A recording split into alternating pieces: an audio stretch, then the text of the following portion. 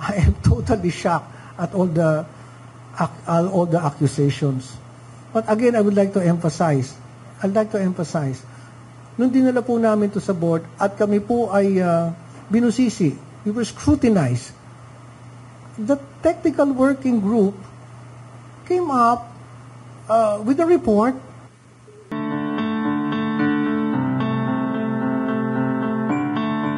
Usap na ako ay nag-decline muna sapagkat itong pangyayaring ito ay talagang nagulat ako.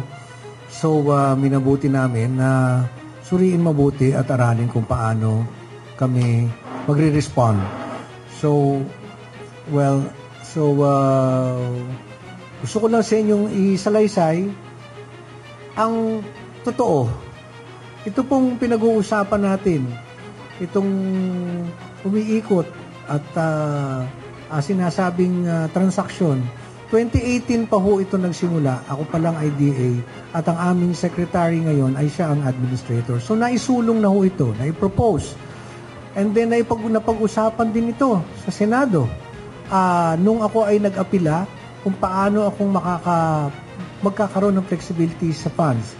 So we've worked with the DBM, the Department of Budget and Management, na nagbigay sa amin ng guidance kung paano magkakaroon ng modification ng funds namin. So, sinunod namin ang lahat ng mga requirements at ito ay nakapasa na bigyan kami ng Special Allotment Release Order. At nagtuloy-tuloy ang proseso hanggang sa na-acquire yung lupa. Ito po ay dinala namin sa board. Dinala namin sa board bilang report ng OWA at binusisi ng ilang technical working group na binuo rin po ng aming chairman na si Chairman Secretary Hans Kakdak, nakaibigan ko. Walang nakitang iniliban na hakbang. Lahat ng mga requirements sinunod at sinabing maayos ang aming pagkakasunod sa RA 10752. So, ito po ang kaya ako gulat na gulat na tinawag itong anomalous deal. So, ito po ang katotohanan ng kwento. So, kaya ako nagugulat sa mga pangyayari. Nung 2018 pa nga lang,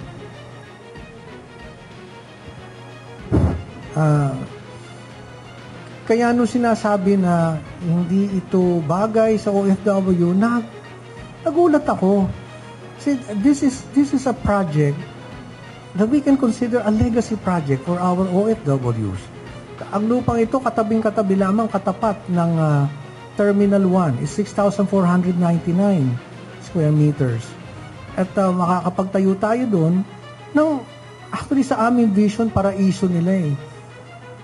Ang nakakalungkot at nakakabigat ng dibdib, imbis na ito, papunta na tayo doon sa makita natin na mabuo ito, narito tayo, itong pinag-uusapan natin.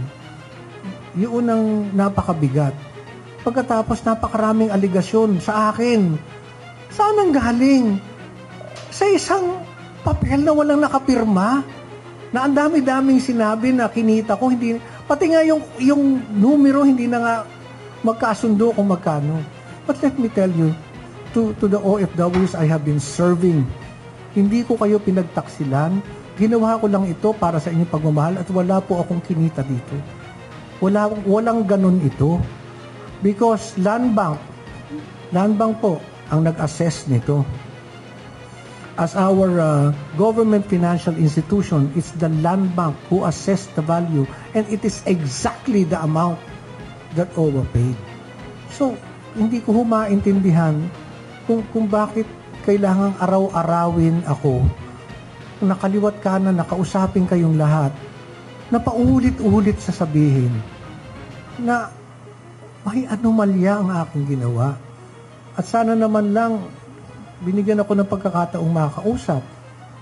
Nagulat na nga lang po ako na isang araw pinatawag ako na ako ay papalitan. So, yun po ang nangyari dito. Hindi ko po ito itinago sa ito pong ganitong kagandang transaksyon, bakit namin itatago ito? Itong transaksyon na to, o itong proyektong ito, gusto mong ibigay sa OFWs. Bakit po itatago ito? You're very, very transparent each step of what we have been doing.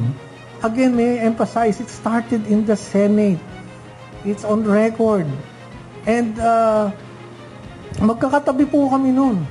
Nandun ang aming bagong administrator, T.Y. Kaunan, former Undersecretary Tonet Aliones, and OIC Yusek Hans Raktak was there. At we had all the chances na sabihin lahat itong nagiging alingas-ngas ngayon. So, ipagpauman ninyo, katulad ng binanggit ko kanina, hindi po ako nakapagsalita kaagad. Simply because I was shocked. Because when we parted ways, napakaayos naman. So, nagulat na lang po talaga ako na gano'n ang nangyari. As I hope all the questions you have in mind ay nasasagot na ng aking narrative ngayon. Because alam ko naman po yung mga nasa isip niyo. Kaya minabuti na namin na on this day, ito po yung kwento. Ito po ang kwento ng nangyari dyan.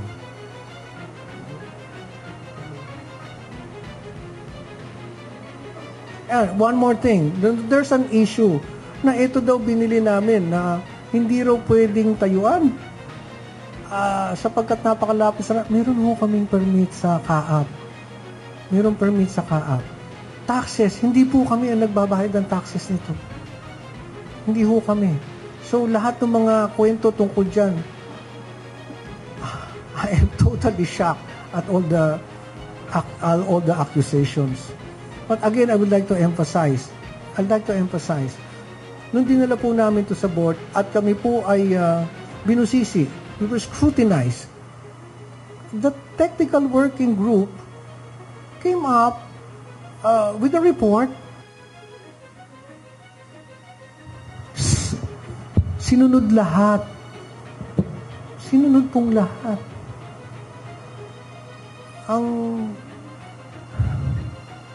Kaya hindi ko maintindihan bakit itinawag na ganon. Again, sa mga OFWs, palagay ko ang pinakamalaki kong pagkakamali.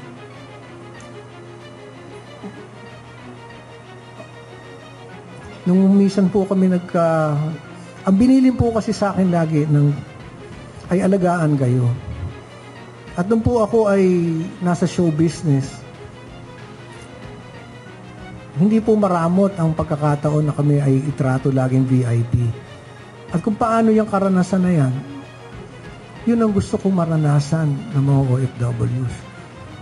Hindi naging sapat sa akin na tawagin lang kayong bagong bayani. Gusto kong maramdaman nyo kung ano ang VIP.